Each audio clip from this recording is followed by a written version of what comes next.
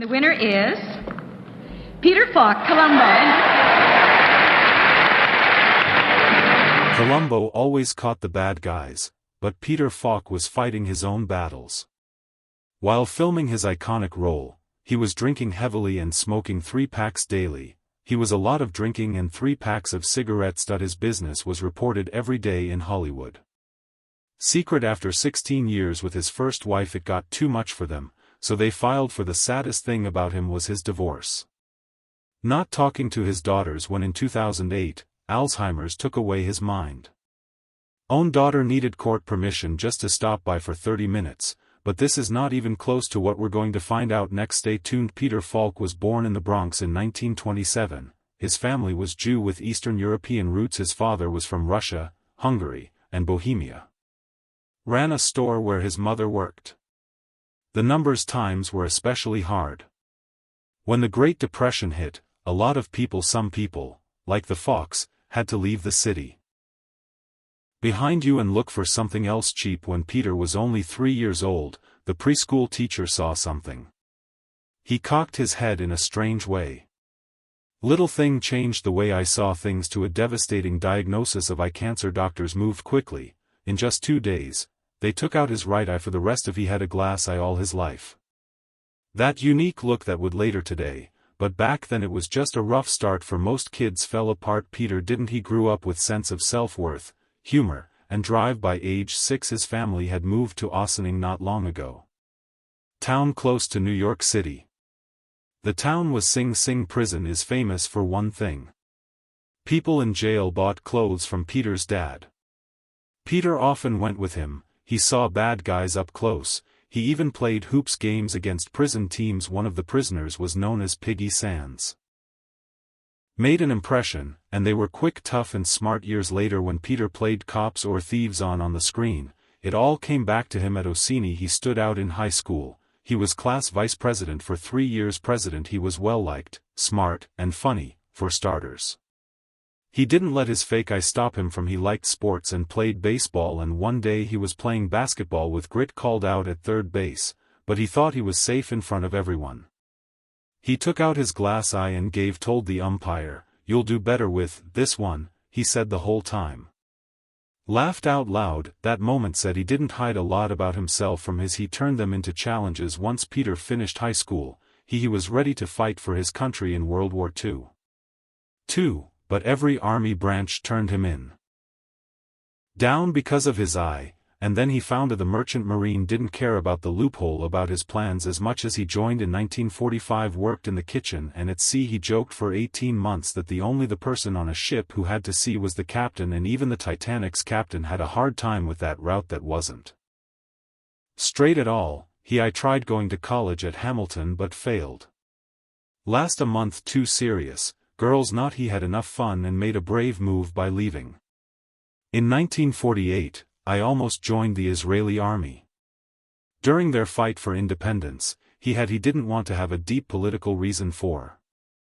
He was thrilled to find a secret group in Manhattan was helping Americans join the army. Got a ship job, but the war ended. In just 8 days, the plan came together. Falk's interest drove him to disappear. After the Merchant Marine went beyond borders, he traveled around Europe after the war, for he worked on the railroads for 6 months, and it was strange to live in communist Yugoslavia.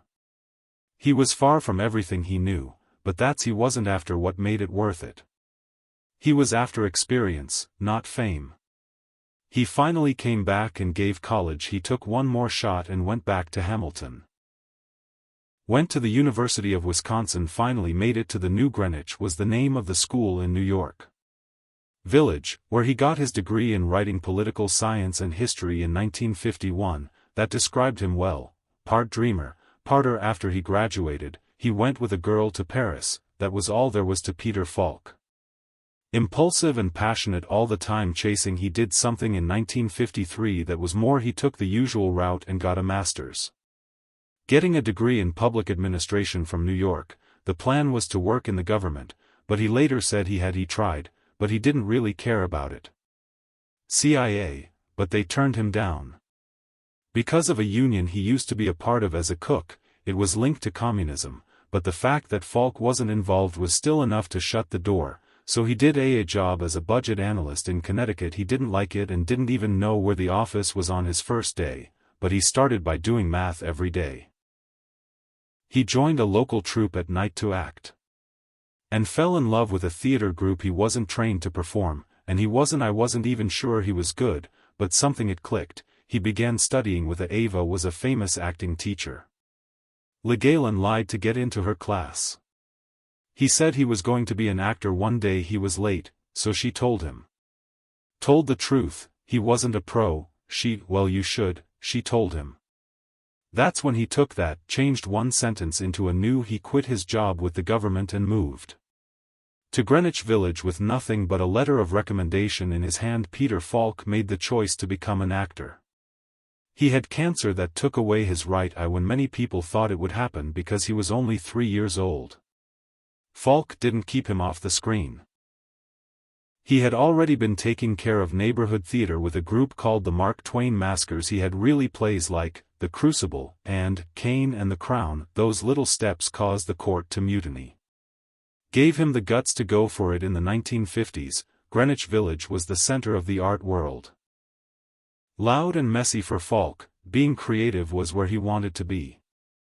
Even though he had a day job in Hartford, Falk began to learn how to act. He talked his way into an elite group. A class taught by the famous actress Ava LeGalen in Westport. She only taught if Falk was a professional. He wasn't one of them. To get in, and then drove 70 miles every week to go. He was always late. One day lawyers asked him why. He said he worked in Harlem. She asked him how he made a living putting on a show. When he admitted he wasn't an actress for a living, she looked like, I told him, you should be. Everything changed after that one sentence. She gave him advice to a William Falk, also trained with Morris Falk Meisner, one of the best-known actors. American teachers. His methods were based on how to be honest and handle your feelings that would affect how Falk performed for many years to come. In January 1956, Falk played on stage for the first time in New York. It happened in Don Juan on 4th Street. The show was only on for one night. Not the best start, but by May he had a part in The Iceman Cometh, at Circle, and it was a serious play with the Square. It got big names like Jason Rhodes. Falk made his name known in November. Her Broadway debut was in Diary of a Scoundrel. It was only on for 3 weeks, but he proved he belonged on that stage. By at the end of 1956, he was in St. Joan with that one. Had a good run, Joan McKenna. Until January 1957, Falk had gone from a government worker to an actor in big Broadway shows, but the movie was a Falk first had to climb a steeper hill. Talked to Columbia Pictures, the studio. I can get for the same price, he said. Someone who acts but has 2 eyes. Being turned down would break most people, but Falk didn't give up, and in 1958 he got in Wind Across the Everglades but played a small part led by Nicholas Ray. It wasn't a big deal part, but it got him on a movie set. In 1959, he played a beatnik killer in an American crime movie called The Bloody Brood. Wasn't fun, but it made him stronger. At the same time he was taking and making a name for himself in TV. From 1957 to he was in a lot of big themed shows. Like Studio One, Robert Montgomery Presents, and Kraft TV Theater. He really got a test run for the movie Marjorie Morning Star, but didn't get the part. The movie business still wasn't sure about him. Then there was Murder Incorporated in 1960.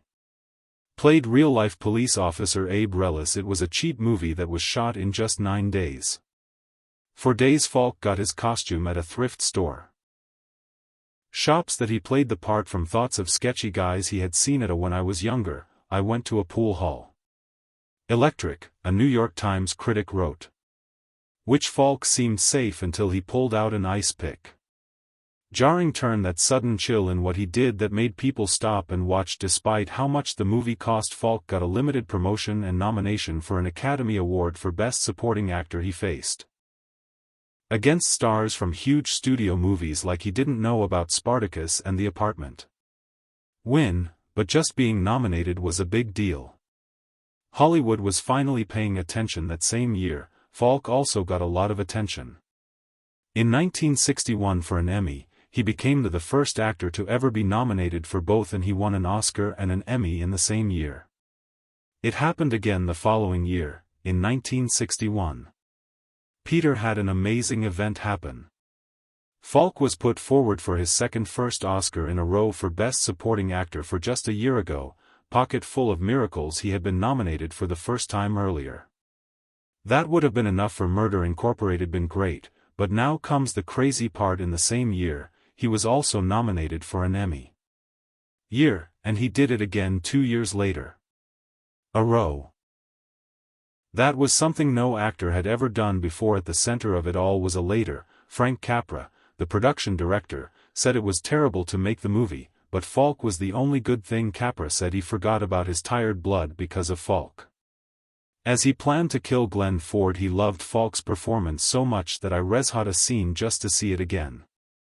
That same movie also made in Maggie's Job, so while she was taking their first steps on screen time, Falk was making history. But what made Falk stand out wasn't just awards, it was how hard he threw them himself into every role that directors gave him. In 1962, he worked like he was crazy.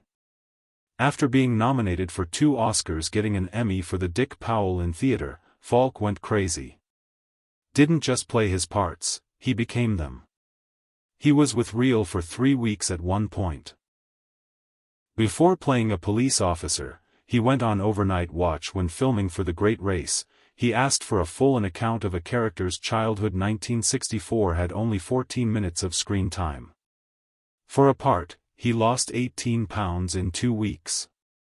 And when he got hurt on the job, he painkillers because he said the real pain was worse, would make the show better. His anxiety followed him even when he wasn't on camera. During one project in 1967, he stayed in role for so long, his co-star Julie Harris asked to go somewhere else to eat lunch. She could not stand it any longer. While getting to know his characters well, Falk worked in both movies and TV shows. From 1961 to 1967 he first showed up on TV in the late 1950s. Going on shows like Robert Montgomery hosts and makes TV shows. Theater. By 1961, he was up for an award for The Law, Mr. Jones, and popped up in the first episode of Target the Crimes with Walter Matthau on The Twilight Zone. He played a creepy. He was the dictator on Alfred Hitchcock's show, was a creepy gangster and a fake preacher, but he did more than just dark stuff on Wagon Train, where he played a man had to pick between saving his brother and a wagon master at the same time. At the time, he kept getting parts in big movies. It's a mad world, and he won The Great Race in 1962. Something that no one else had an Emmy and in not getting an Oscar that same year. But behind the scenes things were not all good.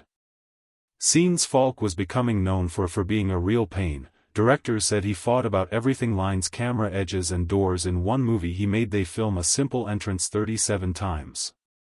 Since the door wouldn't open right, he have a fight with director Edward Dietrich so badly during Anzio that they only talked thanks to help. By 1966 there were Falk clauses being added to their contracts. Getting ready for the chaos, someone he brought with him said, "You put up, what the hell does that end up on? The screen is heaven," but not everyone agrees.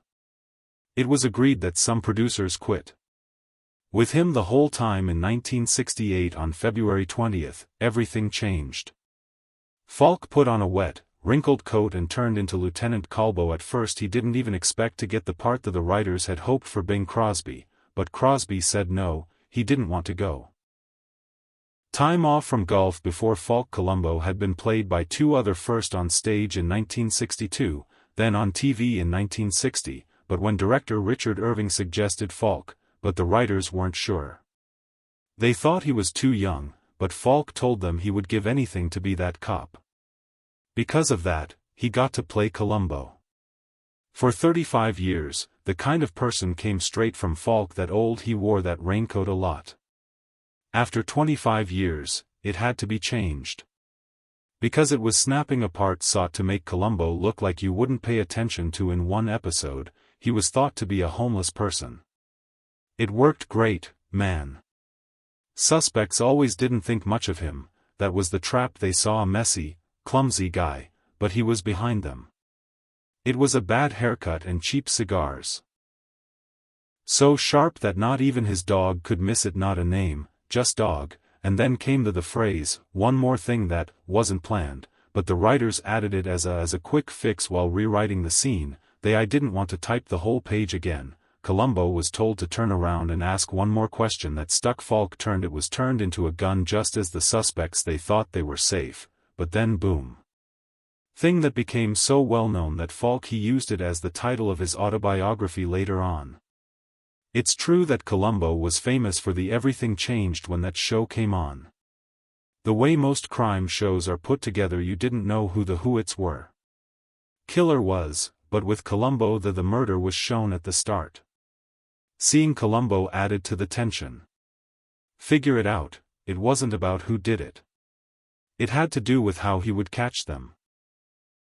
It's called how catch them. Let people pay attention to the little, clever details, things like a shoelace or the air filter in a car conditioner or caviar that was left over. It was seeing a chess game rather than a chase. You knew what would happen, but watching the thrill was seeing it happen. Peter Falk not only played a detective, he turned into a legend because of his part as Columbo. He was one of the best-known actors in TV history. He won 4 Primetime Emmys for 1973 to 1975 in 1973, 1976, and again in 1990. He also won a Golden Globe, but the interesting that he was the first ever up for both an Emmy and a Golden Globe and an Oscar in the same year, and done that very rare double twice in 1961 and 1962, and by 1976, he was getting $250,000 for each Columbo episode. That's over. It costs $1.3 million per episode. In today's money, it was the most money anyone made in TV at the time because NBC couldn't pay for it to get rid of him. Collins was Nielsen ratings for advertisers in the 1930s. They paid the most money that anyone wanted to be on during that time, even decades. The love didn't go away. In 1996 TV Guide put Falk 21st out of the 50 the best TV stars ever, and after many years, they called Columbo the 7th best TV character of all time. Certain episode from 1971's Murder by the Book was directed by a young Steven Spielberg. That one made it all the way to 16th place on their list of the 100 Columbo's favorite episodes ever. Also stood out for having bad guys. Unknown actors became big stars. Honor to play a killer on the show. They've played more than one role 5 times. Patrick McGowan, a killer, did it 4 times. Robert Culp did 3 times, and then there was Jack Cassidy, George Hamilton, and William Shatner. And McKinley played killers. Eric Nelson, Oscar Colonel Rumford, and Oscar won Men's Cult with 4 very different groups. Episode was a killer who used images that are meant to trick someone into being killed in double exposure. Back in 1973, Rickle was often cast in the show. Seeing stars as killers and putting them up against the dirty trench Columbo, who wore a coat, it was always smarts over status. Poor Guy vs. Columbo was made by a powerful elite group that it turned it into more than just crime TV. Thoughts on class from behind the scenes. There wasn't peace. Falk fought. When it came to NBC, the producers wanted to keep Columbo is not shown for the first 20 minutes. Minutes of an episode that ABC didn't like. They didn't like the idea of the wife that Columbo always talked about but never saw. About Falk and the creative group. I threatened to leave the tension, but I didn't. That was enough. By 1973, Falk was so scared about how he lost control of the show that he asked staff to find someone who could to look out for his interests. Writers had to keep scripts locked up in some way. Falk would still get early drafts when the producers put too much pressure on him. When Falk spoke, he would get very angry. Loud enough to sound like scenes from they made gangster movies that did well. CEOs pulled back, and he even stopped by acting like they were sick when in the end, they wouldn't let him direct. They gave in, and he told Blueprint for Killing in 1971, but that power came at a cost. By 1978, NBC had enough and wanted more. The show's budgets were getting bigger and bigger. Was cancelled even on the way to Columbo in 1967, Falk broke the rules when he ran into independent filmmaker John Kveitz at the people at Paramount Cafeteria had an idea about 3 friends going crazy after their friend died, which became Husbands in 1970, but the money ran out. The actors, like Falk, gave up. It cost nearly $1 million to finish. Falk wasn't used to Kvitz's loose style. Style, he said, I don't know, they knew what he was talking about afterward. Falk played the lead role in A Woman After Being Drunk in 1974, he played a working-class husband having a tough time with that movie about his wife's mental illness got twice nominated for an Oscar, even feminist in her writing, Betty Friedan praised Husbands. In the New York Times in 1971, she said it showed that men were also trapped. Feeling alone, lost, and want to find real. You can also connect Falk with a big comedy win. The Inlaws came out in 1979. Spent $9 million but only made $38.2 million. He gave Vince Ricardo a strange CIA agent is dragging his future out. In-Law, a nervous dentist played by Alan Arkin into chaos in one scene where Falk's snake yells as Arkin avoids it.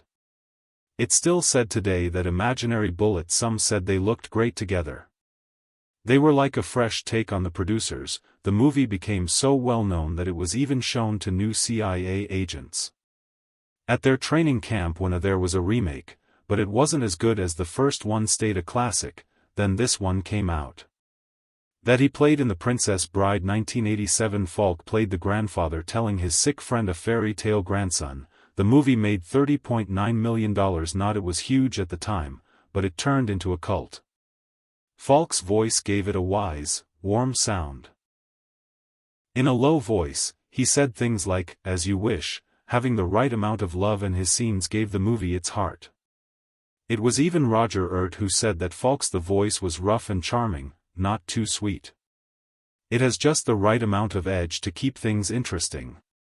Next, the movie was chosen for in the United States to protect. Falk had by now been in the National Film Registry acting, directing, and everything in between. He was in charge of more Columbo episodes, and some people close to him said he secretly, among other things, he was known for dozens of tries to get one line right, and his pay kept going up over the years, kept getting bigger. By the time Columbo came back in 1989, he was making $600,000 a year.